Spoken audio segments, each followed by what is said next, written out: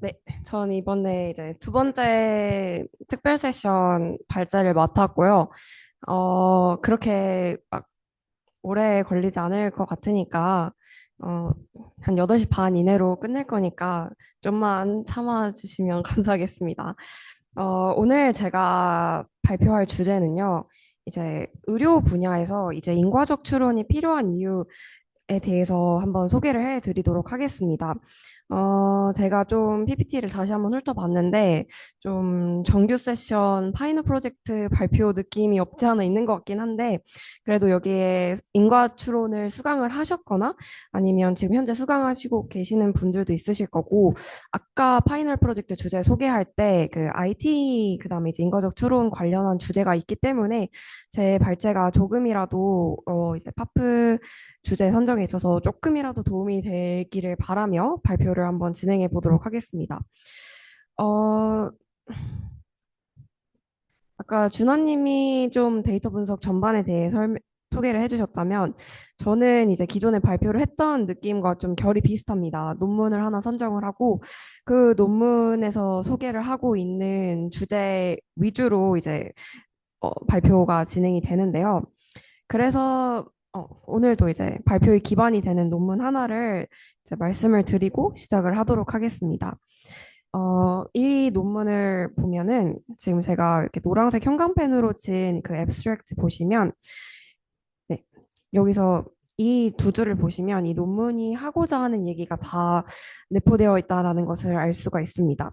이 논문에서는 이제 세포는 이제 변동하는 환경에 적응하고 과거를 기억해서 내성을 획득한다라고 얘기를 하고 있는데요. 우리가 암세포에 약물을 투여를 하면 암세포는 이제 그 약물을 기억을 하고 더 잘 버티게 됩니다. 이게 바로 약물 내성인데요. 이 때문에 약물 제어가 굉장히 어려워집니다. 그러면은 이거를 이제 우리가 수학적으로 한번 표현을 해보는데요. 이제 기억 효과를 가진 이제 세포 동력학은 우리가 이제 흔히 쓰는 OD라고 이제 수학과에서는 아마 상미분 방정식 배우셨을 것 같은데 이 OD로는 표현이 불가능합니다. 그 대신 우리가 이제 FD라고 이 fraction 분수 미분 방정식이 필요합니다. 이건 이제 뒤에 차후에 나중에 슬라이드에서 소개를 할 거고요.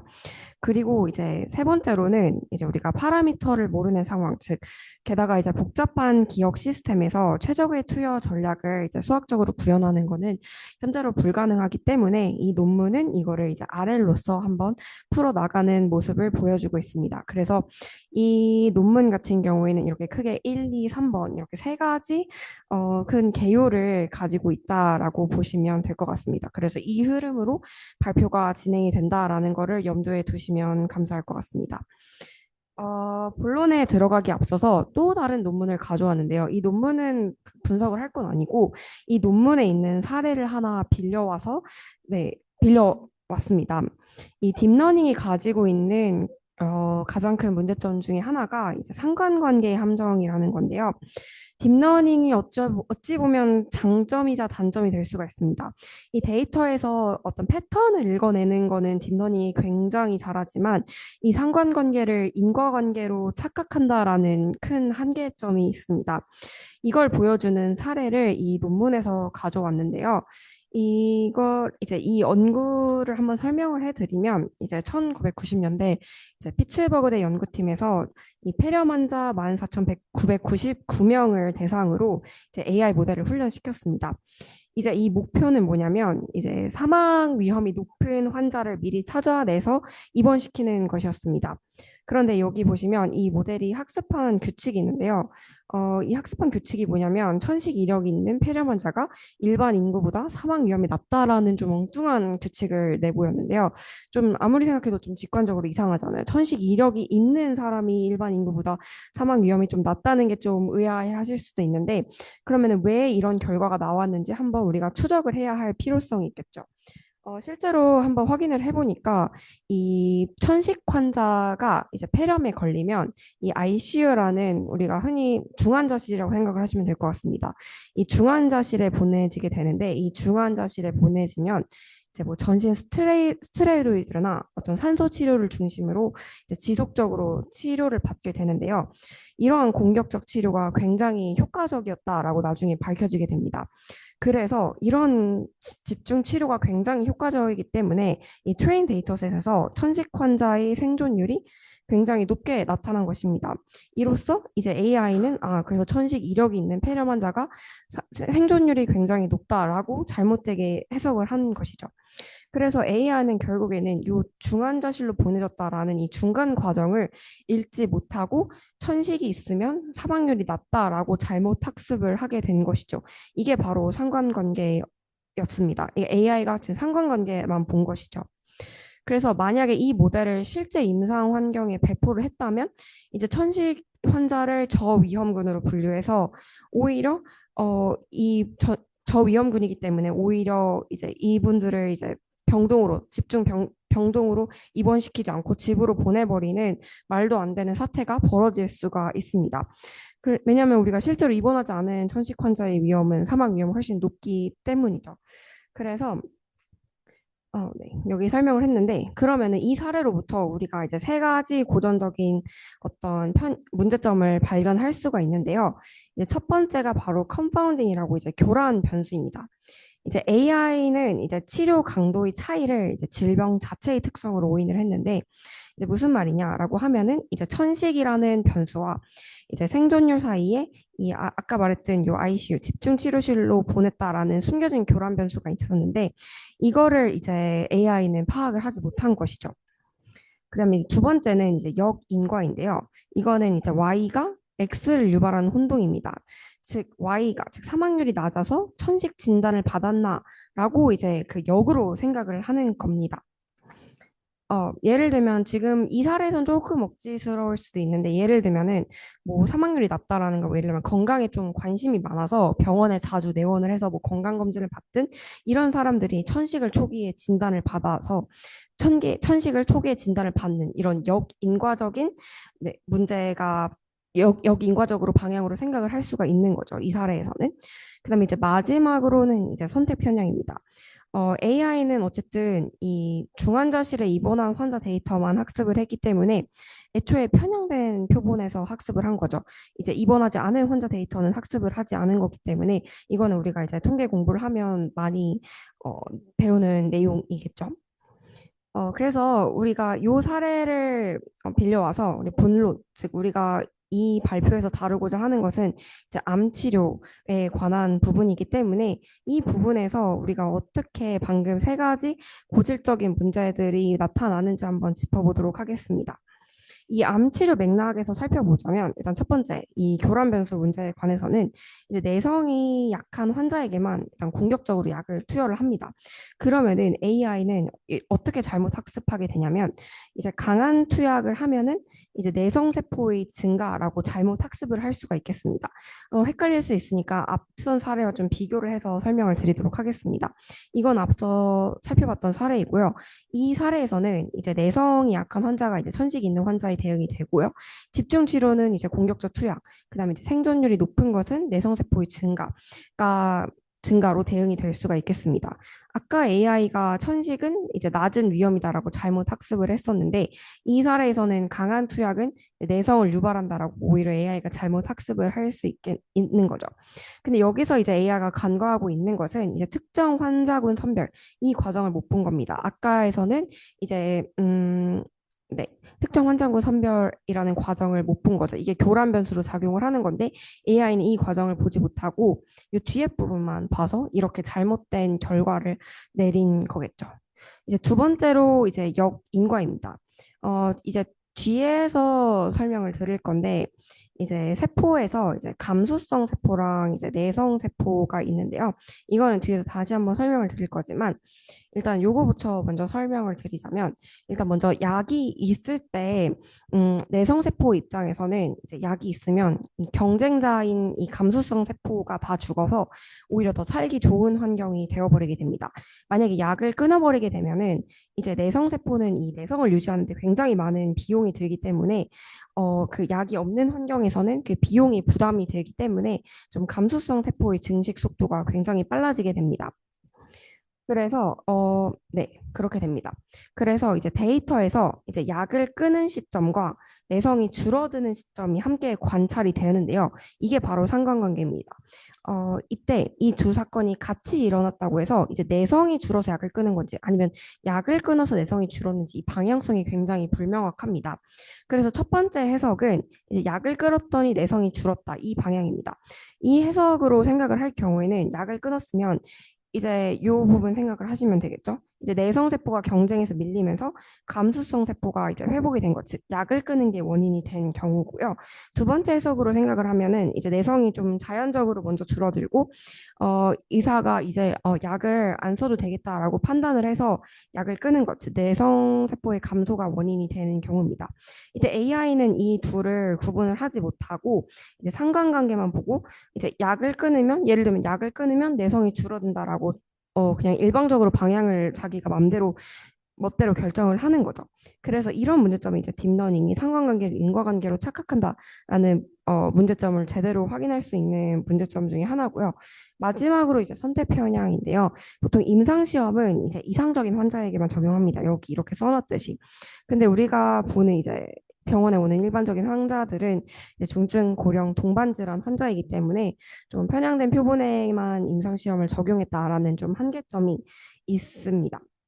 네, 그래서 이제 인과 추론이 필요한데요. 이제 요 그림을 한번 살펴보시면 이게 바로 펄의 제안한 인과 사다리인데요. 이제 요 거꾸로 밑에서부터 보셔야 됩니다. 이게 1단계, 2단계, 이렇게 3단계가 있습니다. 그거를 여기 이 사례에서 한번 대입해서 이 논문에서 좀 제시한 어떻게 제시를 했는지 한번 살펴보도록 하겠습니다. 음. 일단 먼저 1단계입니다. 1단계는 이제 보는 것인데요. 이 증상이 이 질병에 대해서 어떤 무엇을 얘기를 해주는지에 대한 것입니다. 데이터에서 패턴을 찾는 것인데 딥러닝은 이 부분을 굉장히 잘합니다. 근데 논문에서 짚고 있는 것이 딥러닝은 이 부분만 너무 잘해서 이 논문에서는 한 단계 더 나아가서 이 2단계에 관해서 이 논문에서 계속 풀어서 얘기를 해주고 있습니다. 실제로 개입이 이루어지는 건데요. 지금 이 환자에게 약물을 투여하면 내성이 어떻게 변할지 직접 개입을 통해서 확인하는 것입니다. 여기 이 논문에서는 강화학습이라는 이제 방법론을 가지고 와서 직접 약물을 투약을 하거나 약물을 투약을 하지 않는 이 중단 1, U는 1 또는 U는 0이라는 이런 개입 과정을 보여주는 게 2단계입니다. 이제 3단계라는 거는 좀 상상하는 것인데요. 이 환자에게 어떤 전략 대신에 다른 거를 했다면 예를 들면 여기서는 이 전략은 뒤에서 나오지만 약을 투약하고 휴약하고 투약하고 이 과정을 계속 반복하는 게 요 이진뱅뱅 전략이라는 건데요. 이 전략 대신에 만약에 계속 지속적으로 약물을 투약을 했다면 내성이 어떻게 됐을까에 관한 상상을 하는 것입니다. 실제로 우리가 임상 실험, 즉 의료 상황에서는 같은 환자에게 두 가지 전략을 동시에 적용을 하는 것은 불가능하기 때문에 이렇게 반사실을 계산할 수 있어야지 개인 치료 효과 IT가 추정이 가능합니다. 근데 이렇게 지금 인과적 추론 단계를 설명을 했는데 사실 이 논문에서 가지고 있는 가장 치명적인 한계이기도 한데 논문에서는 이 1단계, 그러니까 딥러닝이 가지고 있는 한계, 이 1단계에서만 머무르고 있는 이 딥러닝의 한계를 짚었지만 이 논문도 사실 이 단계에 머무르고 있습니다. 그래서 이 2단계까지 어떻게 논문이 구현을 했는지 설명을 드리고 마지막으로 왜 이 3단계까지 필요한지 그래야지 이제 비로소 인과적 추론이 완성이 되는데 이 3단계까지 완성이 되어야지 이제 인과적 추론을 했다라고 우리가 비로소 말을 할 수가 있는데 그 부분은 이제 가장 마지막 슬라이드에서 다시 한번 설명을 드리도록 하겠습니다. 그러면은 이제 인과적 추론이 왜 좀 어려운지 한번 좀 설명을 드리자면 이제 핵심은 요 반사실이라는 건데요. 우리가 이제 사실과 이제 반사실이라는 게 있습니다. 예를 들면 우리가 이제 환자에게 약물 투여를 했다라고 생각을 해볼게요. 그러면 우리가 이제 약을 투여했을 때 그 결과를 관찰할 수가 있는데 그러면은 우리가 약물을 투여를 했으니까 이 환자에게 만약에 약물을 투여를 하지 않았다라면 어땠을까라는 결과는 절대 알 수가 없는 거죠. 앞서 말했듯이 우리가 두 가지 전략을 동시에 이 환자에게 수행을 할 수가 없기 때문이죠. 그래서 우리가 실제로 알 수 있는 것은 한 가지 결론이기 때문입니다. 실제로 일어난 게 사실이고 일어나지 않은 쪽을 우리가 반사실이라고 부릅니다. 그리고 이 둘의 차이가 이제 바로 개별 처치 효과, 요 ITE라는 건데요. 여기 노테이션을 한번 보면은 이 사례에 다시 적용을 했으면 Y1I는 이제 여기서 노테이션이 이 환자에게 투약을 했을 때의 내성이고 이거는 이제 투약을 안 했을 때의 내성입니다. 이 두 개의 차를 우리가 이제 개별 처치 효과로 정의를 하는 겁니다. 사실 IT를 직접 계산하는 게 불가능하죠. 왜냐면 우리가 이제 이걸 동시에 관찰을 할 수가 없으니까. 그래서 네, 그래서 사실 반사실까지 고려를 해야 되는데, 이를 해결하기 위해서 그냥 우리는 논문에서는 그냥 2단계, 즉, 강화학습을 통해서 그냥 시뮬레이션을 돌립니다. 사실 이 두 개를 모두 다 고려를 해야 되는데, 사실 현실적으로 불가능하기 때문에 이 논문에서는 요 2단계, 즉, 개입 단계에서만 머물러 있다라고 생각을 하시면 될 것 같습니다. 간단하게 뭐 도메인에 대한 지식을 간략히 짚고 넘어가자면 일단은 이 논문에서는 이제 어떤 약물 이름을 특정을 하지 않습니다. 사실 이제 암세포에서는 되게 굉장히 많은 종류가 있는데 이 논문에서는 그 모든 종류의 약물을 다 짚진 않고 이렇게 크게 두 가지 감수성 세포 얘는 약물에 반응하는 세포고 그러니까 내성은 이제 약물에 반응하지 않는 세포 이렇게 두 가지 세포로 그냥 이분법적으로 분류를 하게 됩니다. 그러면 여기서 우리가 이제 핵심적으로 던져야 하는 질문은 이 환자에게 약을 언제 얼마나 투여해야 내성을 최소화할 수 있을까라는 질문을 던질 수가 있습니다.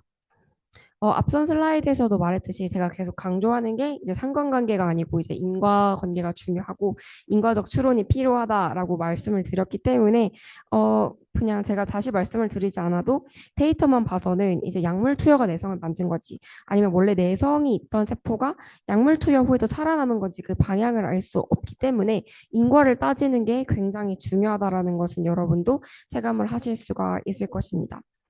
그러면은 이제 우리가 상관관계만 본다면 어떤 문제가 있을지 한번 따져보도록 하겠습니다.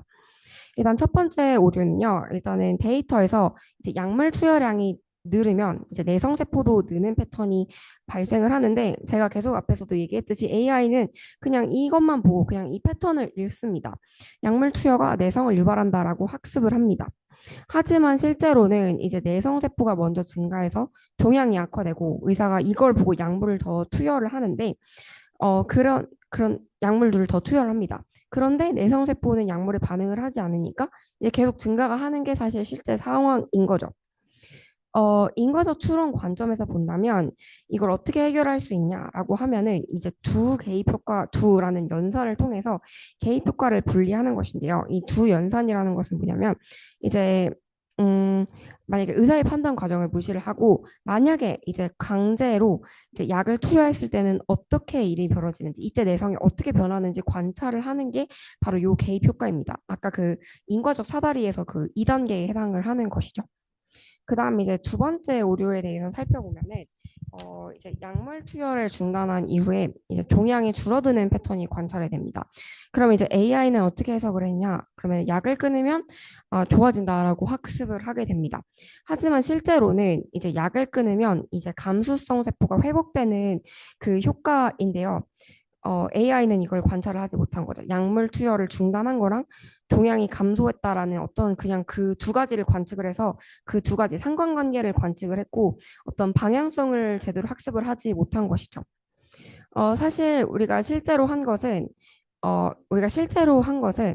이 뱅뱅 전략 아까 잠깐 언급을 했었는데 이게 이진 전략인데 이제 약을 투약을 하고 중단을 하고 다시 투약을 하고 중단을 하고 이거를 계속 반복하는 온오프 방식이 요 전략인데요. 우리가 실제로 한 것은 요 전략인데 우리가 이 전략을 수행하는 대신에 만약에 이제 휴약을 하지 않고 지속적으로 투여를 했다면 내성이 어떻게 됐을까라는 어떤 3단계 그러니까 인과사다리에서 3단계죠. 그거를 관찰을 하는 게 이제 반사실 시뮬레이션을 가능케 하는 방법입니다. 세 번째는 이제 이제 기억 강도 이거는 그냥 도메인 지식인데 기억 강도 알파가 낮은 환자의 생존율이 낮는데 그러면은 이제 AI는 그럼 알파를 높이면 생존율이 높아지겠구나라고 학습을 하게 됩니다. 하지만 사실 알파는 있던 생물학적 특성이라 조작 자체가 불가능하게 됩니다. 근데 이제 인과 추론 관점에서 보면은 이제 알파를 어떤 조작 가능 변수로 조장을 하게 되는데요. 이제 알파가 높은 환자는 이제 기억 효과가 좀 약하기 때문에 감수성 세포가 좀 더 빠른 회복을 하게 됩니다. 그래서 이 관점에서는 이제 알파가 높은 환자에게는 좀 더 긴 휴약 기간을 설계하는 맞춤형 개인화 전략을 설계할 수 있다라는 점에서 굉장히 효과적인 방법이 될 수가 있습니다. 이제 앞서 설명한 것이 약간 맨 처음에 제가 두 번째 슬라이드에서 어떤 문제점이 있냐에 대한 부분이고요. 이제 두 번째는 좀 이걸 수학적으로 풀어내 보도록 하겠습니다. 일단은 앞서서 이제 세포가 과거 약물 노출을 기억을 한다라고 했었는데요. 이제 우리가 일반 미분 방정식은 이제 마르코프 가정을 따릅니다. 어, 뭐지? 아까 질문자 분이 아까 건우님이셨던 것 같은데 마르코프 가정 한번 한 문장으로 설명을 해주실 수 있으실까요?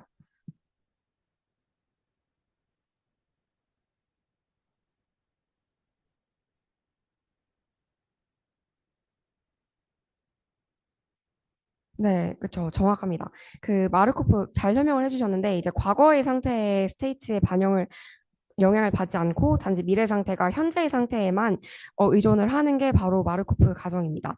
OD 과정의 식을 보면은 이제 현재 세포 상태 XT와 약물 농도, 현재 약물 농도에만 의존이 돼서 다음 상태가 결정이 됩니다. 이거는 과거를 전혀 고려하지 않는 마르코프 가정을 따른다라는 거에 정확히 들어맞습니다. 하지만 이제 암세포는 과거 약물 노출을 기억을 하기 때문에 이전에 약물의 노출 경험이 있는 세포는 이제 다음번 약물에 빠르게 내성 표현형으로 전환이 됩니다. 그래서 이런 과정을 이제 OD로는 표현을 할 수가 없어서 등장을 한 게 FD인데 그럼 FD는 뭐냐? 그러면 현재 시점만 보는 것이 아니라 이 t는 0부터 현재까지 전체 과거 이력을 가중적분, 즉 가중치를 부여를 해서 계산을 합니다. 그래서 알파가 요 1에 가까우면 이제 OD와 수렴을 하게 되고 0에 가까울수록 먼 과거까지 영향을 미치는 강한 기억 효과가 생긴다라고 보시면 될 것 같습니다. 그러면은 이제 요 FD를 이제 대그 그래프로 한번 확인해 볼 수가 있는데 이 대그는 이름에서 알 수 있듯이 방향이 존재하고 순환하지 않는 그래프입니다. 이 방향은 어떤 방향을 의미하냐면 이제 과거에 만약에 투약을 했다. 그러면은 이제 현재도 투약을 하고 그러면 이제 미래 세포 상태가 어떻게 결정되는지 이 방향성을 나타내는 것이고 여기서 볼 수 있듯이 순환을 하지 않는 그래프라는 것은 가시적으로 알 수가 있을 것입니다. 그러면 이제 과거 t-k의 약물 투여 u-k부터 이 현재 시점까지 모두 이제 알파라는 기억 강도를 통해 이제 미래 세포 상태에 영향을 미치게 되는데 지금 좀 구기가 좀 잘못된 것 같은데 과거로 갈수록 사실 인과적 기여도가 약해집니다. 즉 가중적분의 의미, 즉 가중치가 좀 더 작아지게 되죠. 그래서 현재로 갈수록 좀 더 많은 기여도를 하게 됩니다. 그래서 사실 이게 좀 가장 화살표 굵기가 좀 옅게 표현이 되어야 되는데 아무튼 현재 상태가 가장 그러니까 미래 상태와 가까운 현재 상태가 이 미래 세포 상태에 가장 많은 영향을 미치게 된 겁니다. 그럼 이 그래프로 알 수 있는 점은 어떤 암세포의 에피제네틱 기억이 좀 수식이 포함이 되고 과거 전체 투역 이력이 인과적 기여도에 드러나게 된다라는 점에서 이제 FD가 이제 기억 효과를 수식화할 수 있다라는 것을 우리가 알 수가 있습니다. 어, 음, 네. 그 다음에 이제 이 논문에서 이제 강화학습이라는 알고리즘을 빌려와서 어떻게 이제 기존에는 이제 우리가 FD는 수학적으로 구현을 했다면 이제 강화학습에는 직접 실험적으로 어떻게 찾아내는지 그 과정을 보여주고 있습니다.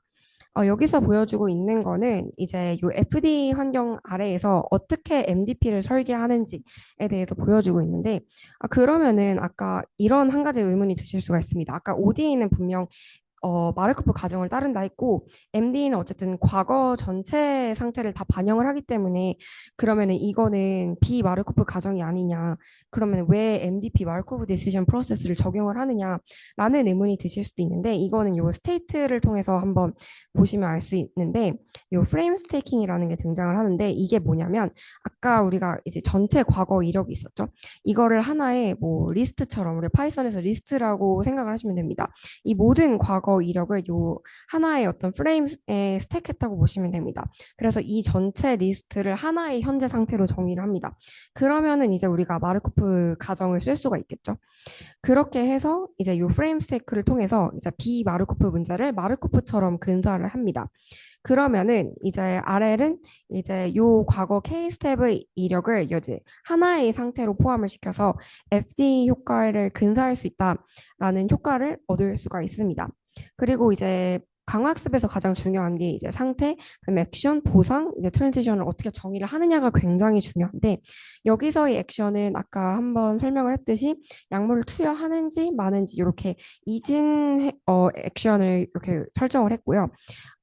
아무래도 강학습이 궁극적으로 원하는 것은 최대로 보상을 최대화하는 것이 목적이기 때문에 여기서의 목적은 암세포 수막률을 최대화하는 것이 목적이 되겠죠. 그 다음에 네, 에이전트가 약물을 투여 중단했을 때 다음 세포 집단 상태는 과거 투여 기간 전체를 반영해서 계산한다라는 거는 그냥 가볍게 알고 넘어가시면 될 것 같습니다. 그 다음에 이 논문에서 계속 등장하는 이 전략이 뭐냐라고 이거를 어떻게 수학적으로 엮을 수 있는지 간략히 설명을 해드리도록 하겠습니다. 이거는 이제 이 해밀토니안이라는 함수가 있는데 이건 어떤 행동이 최적인지를 파악하는 하는 함수입니다. 이게 뭐 자세히 설명을 하진 않겠지만 이제 이게 U에 대해 선형 함수라서 예를 들면 우리가 가장 쉽게 생각하는 Y는 X를 생각할 수가 있겠죠.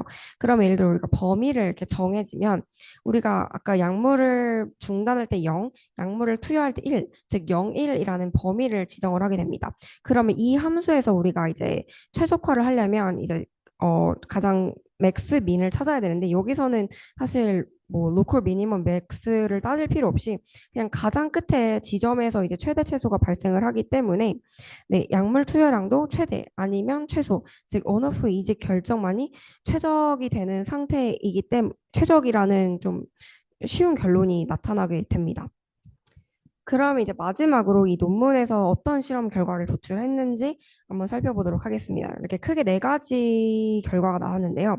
첫 번째, 우리가 알파는 1에서는 우리가 앞서 이제 FD가 일반 ODE 상황과 거의 근접하다라고 했었죠. 이미 최적화가 이미 알려져 있어서 이미 답이 알려져 있는 상황이기 때문에 R은 이 값에 수렴하는지만 확인하면 됩니다. 이거는 너무 그냥 검증 용도로 확인하는 거고 실제 우리가 하고 싶은 것은 이제 너무 말급의 상황이죠. 즉 알파가 1보다 0보다 크고 1보다 작은 상황, 즉 기억 효과가 있는 환경에서 우리가 앞서서 이제 과거 모든 상태를 하나의 그 현재 상태로 스택을 했을 때 이제 내성세포 증식 억제에 실제로 성공을 했다라고 이제 논문에서 밝히고 있습니다. 그 다음에 이제 세 번째는 이제 에이전트가 자동으로 도출한 패턴은 집중 투약을 하고 휴약을 하고 재투약을 하는 어떤 이런 주기적인 패턴이었는데 이게 실제로 우리가 임상에서 적용하는 이 적응적 치료의 원리와 일치하다라고 합니다. 사람이 직접 설계를 하지 않았는데 이제 광학습을 통해서 자동으로 도출했다라는 점에서 좀 의미가 있고 마지막으로 이제 강건성 검증입니다. 사실 현실 상황에서는 실제로 모수가 알려져 있지 않고 굉장히 많은 노이즈가 껴 있는데 이런 환경에서도 좀 RL이 성능이 꽤 유지했다라는 점에서 이제 실제 임상 환경에서 이런 어떤 혼란적인 교란 변수가 껴있는 상황에서도 대응할 수 있는 가능성을 보여줬다라는 점에서 좀 유의미한 결과를 내보였다라고 우리가 해석을 할 수가 있습니다. 하지만 이제 앞서 그 인과 사다리에서 1단계, 즉 딥러닝이 가지고 있는 어떤 상관관계의 한계점을 논문이 극복하려 했지만 사실 2단계, 즉 개입 단계에서만 논문이 머물렀다라는 것이 이 논문의 가장 치명적인 한계라고 볼 수가 있습니다. 논문이 아까 그 반사실 시뮬레이션을 실제로 하지는 못했기 때문에 어떻게 보면 이 논문도 이제 인과적 추론을 완벽히 수행하지 못했다라고 볼 수가 있습니다. 이 한계를 간단히 짚고 넘어가자면 이 시뮬레이션 to real 갭입니다. 어쨌든 FD 환경 어디까지나 가상 모델이고 이제 실제 환자 데이터로 이제 인과 효과를 검증하지 못했다라는 점에서 좀 이입을 하고요. 또 실제 임상에서는 이제 약물 투여 결정 자체가 환자 상태에 달라집니다.